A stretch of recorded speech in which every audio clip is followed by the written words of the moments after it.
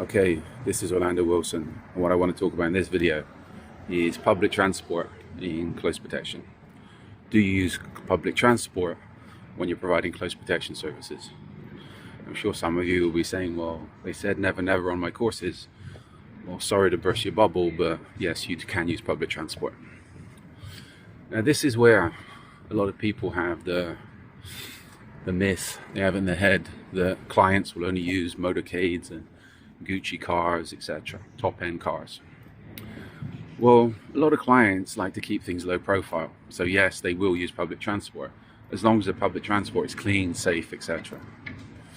Now, I understand the Americans are most probably that's watching this are most probably thinking hell no, and I agree with you 200%. In Europe, the public transportation systems are clean for the most, fairly clean, fairly safe, respectable. Would I use public transport, buses, etc. in the US? No, no way. I was in South Florida for too long. I would not get on a bus, period. Filthy, dangerous, that's it. So for the non-Americans, it's like, if you go to the US, I'd say avoid public transport because it's trash, period. But in Europe, it's, in a lot of places, it's of a good standard. So this is where you want to include this in your threat assessment, your planning and preparation of what standard is the public transport. Is it good? Is it safe? Is it on time, etc. Now, as I said, a lot of clients aren't going to want to drive around constantly in motorcades, in flash cars. If they're keeping a low profile, it might be easier just to jump on a tram, a train, catch a taxi, etc. In a lot of cities, there's issues with congestion, and public transport such as trams and subways, trains can be a lot quicker than being stuck in traffic in a whatever car you're driving. Also, there's the issue of parking when you get to a location. Cabs in most places are okay, but everywhere you go, cab drivers, you're always going to come across one that's going to scam you, etc. And you never know who you're getting in the car with. So you have to be careful with cab drivers everywhere. Uber, I was saying to somebody recently, rather than hiring a driver in a car where available, where Uber, etc. is available, I'd happily use them because it's a lot more convenient. Put one of my credit cards on the account, nobody knows who the client is, just use my card and call an Uber Luxury whenever you need it. That's in places where the local taxi drivers are not beating up the Uber drivers, which has happened in a few cities in Europe.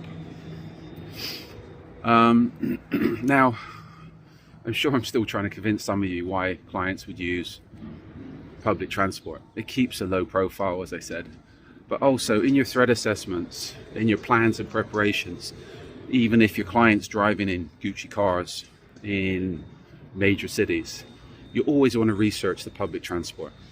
Why? Your client gets involved in an accident. There's a major issue, incident within the city. The roads are jammed, the roads are blocked, the car is disabled. Instead of waiting for a tow truck to come up and have the client sat there for hours, you can throw them in a cab, you can throw them in an Uber, you can throw them in a train, or get them on a train, get them on a tram, and get them the hell out of the area. So this is where, as far as transport is concerned, you want to explore all the options, see what all the options are, and take them into consideration. Because if things go bad, you never know what you might need. If I was operating with a client in London, would I keep using the subway and buses as an option for them? Yeah, 100%. Why? Because it's safe. I would say it's too clean. It's generally safe, and it's convenient. It's quick, rather than being stuck in traffic for hours, which can happen. So again, I can tell other stories about other types of security moving assets. And again, we always used public transport, taxis, etc. Two guys on a subway, on a bus, one guy carrying the assets, one guy providing protective surveillance, plain clothes, assets in a plain bag. Nobody knows. You blend in 100%. Whereas even if you're using the cash in transit vehicles, the armored vehicles, a lot of clients I know in the jewelry business didn't like that because one, it cost them a lot of money, too much money. And again, it draws attention to what they're doing.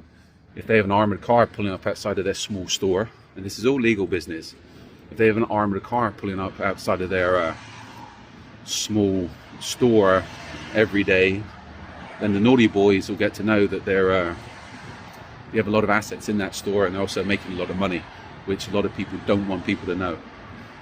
It's being blinged out all the time can draw you attention, and the wrong type of attention. So that's a little video on public transport.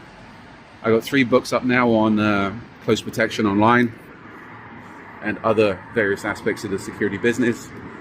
If you got any questions, feel free to drop me a line. Look up our other videos. We're throwing up a lot more videos. I got a load of articles online as well. And if you're connecting with me on social media, feel free to send me a message. As long as it's a relevant question, I'll answer it. But give me some time, because I'm usually busy and at the moment wandering around too much. So be good, and of course, always stay out of trouble if you can.